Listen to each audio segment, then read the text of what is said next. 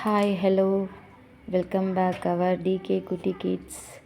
இன்றைக்கி நம்ம கத்திரிக்காய் சாம்பார் எப்படி செய்கிறதுன்னு தான் பார்க்க போகிறோம். சிம்பிள் தான். துவரம் பருப்பு, 10 பல் பூண்டு, 10லேருந்து ஒரு 15 பல் பூண்டு, அப்புறம் ஒரு தக்காளி போட்டு ஃபஸ்ட்டு வேக வச்சுக்கலாம்.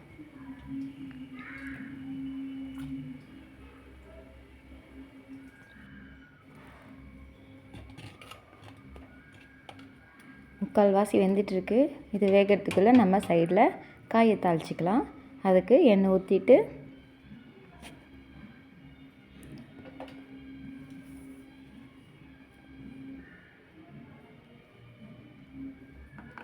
எண்ணெய் நல்லா ஹீட் ஆகிடுச்சு. கடுகு போட்டுக்கலாம்.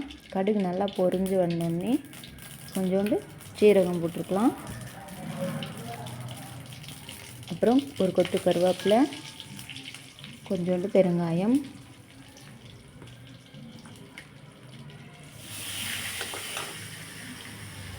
நான் ஒரு வெங்காயம் நல்லா கட் பண்ணி வச்சுருக்க பொடி பொடியாக அதையும் கட் பண்ணி போட்டுக்கலாம்.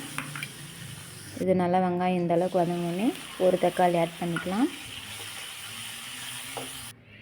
இந்த அளவுக்கு வந்தோடனே நம்ம கத்திரிக்காய் 2 கத்திரிக்காவை கட் பண்ணி வச்சுருக்கேன், அதையும் ஆட் பண்ணி குக் பண்ணிக்கலாம்.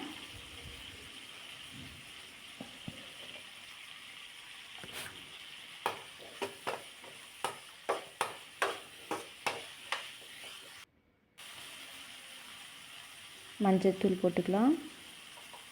ஒரு டேபிள் ஸ்பூன் மிளகாய் தூளும் போட்டுக்கலாம். போட்டு கலக்கி விட்டுட்டு தண்ணி ஊற்றி ஒரு கொதி வர வரைக்கும் வெயிட் பண்ணலாம். இப்போ தண்ணி ஊற்றி மூடி வச்சிடலாம். நம்ம கொதி வரட்டும்.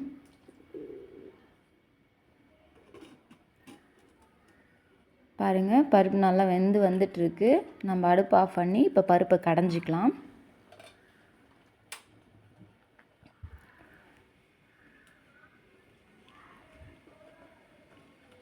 உங்களுக்கு எந்த மாதிரி ரெசிபி வேணும்னு நம்மளுக்கு கமெண்ட் பாக்ஸில் வந்து கமெண்ட் பண்ணுங்கள்.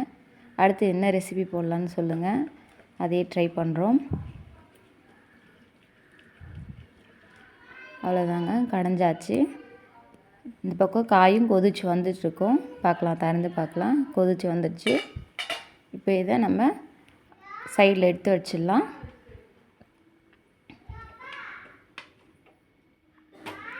எடுத்து வச்சுட்டு மண் சட்டிலே செய்கிறப்போ நம்மளுக்கு இன்னும் நல்லா டேஸ்ட் கொடுக்கும். அதனால தான் மண் சட்டிலே செஞ்சிட்ருக்கு.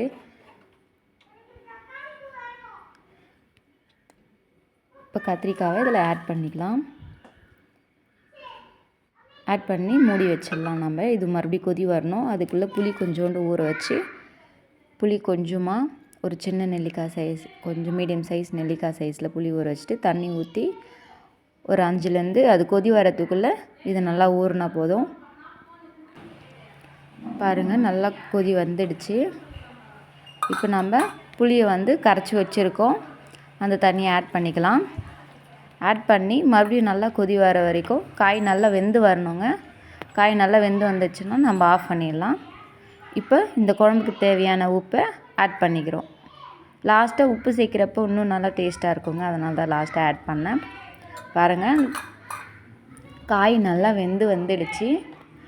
இப்போ நம்ம கொத்தமல்லி போட்டு ஆஃப் பண்ணிட்டா கத்திரிக்காய் சாம்பார் ரெடி.